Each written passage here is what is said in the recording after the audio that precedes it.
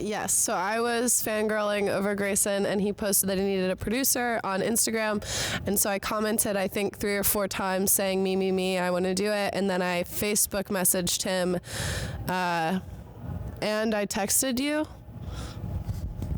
Yes, this is confirmed. And from there, it kind of just snowballed into a very organic process in which we became the best of friends and also the best of work partners. And so Taylor is a producer. I think a lot of producers don't consider themselves to be an immensely impactful part of the creative process. Some don't, but I think that needs to change. Because Taylor really contributed so much to this creatively, even from the initial stages. She knew how to integrate suspense in ways I hadn't thought of. I'm kind of someone who really will stay in a melancholy place. I like to focus on themes and tones, and Taylor really orients herself in the characters, and so she helped me understand the characters better than I could have on my own, and in being able to do so, it enriched the story in ways that I couldn't have imagined. And so having her on that early made the story better than it could have been. And so she was on there very early, and then outside of that, it kind of snowballed into something where she was able to keep me grounded and make the project a reality. And so in terms of the initial question, massive disagreements, I don't think we had any real massive disagreements, not anything that we couldn't see eye to eye on. And I think that's what makes our relationship as a director and producer so beautiful and organic.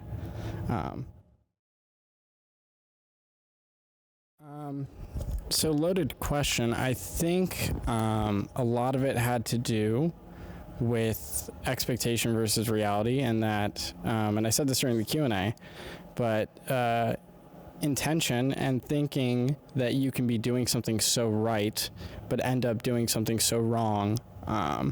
At least in the case of the protagonist, he's a mercy killer. He's enabling people with terminal illnesses, their ability and their right to die because they deserve every part of that, at least in my opinion. And I think, he enters this domain with that intention and that perspective, and by the end of it, his own benevolence is twisted against him.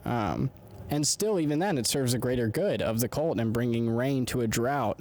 So there's a lot of questions that are asked and a lot of things that are suggested. And one thing that I was super impressed with in terms of how you organized the Midnight Showcase that this was a part of was that the trailer for it had a Hitchcock voiceover that referenced the power of suggesting something.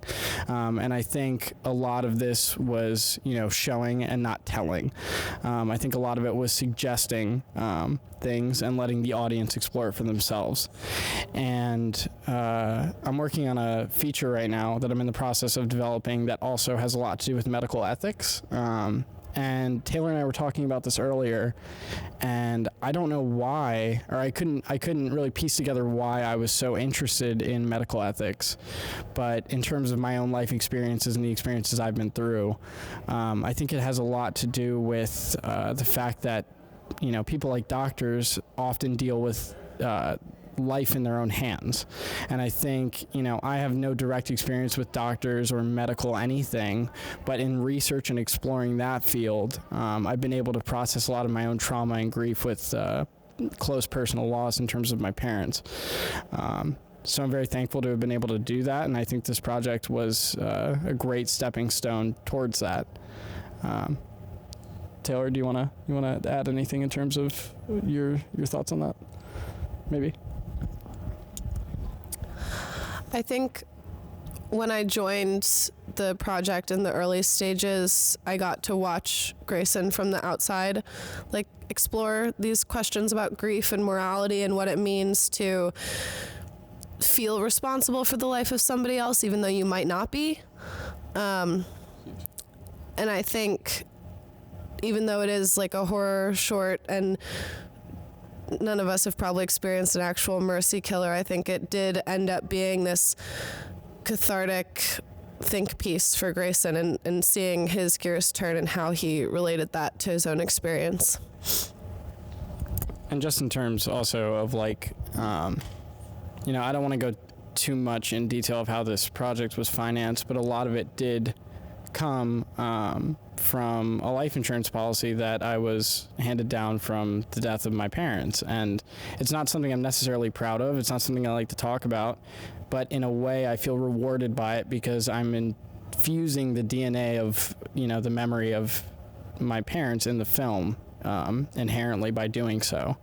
And so from the production to the writing, it was an immensely rewarding and cathartic process that I think has helped me handle a lot of trauma and grief that I wouldn't have otherwise. And for anyone, doing art for that purpose, I think they're doing it for the right reason.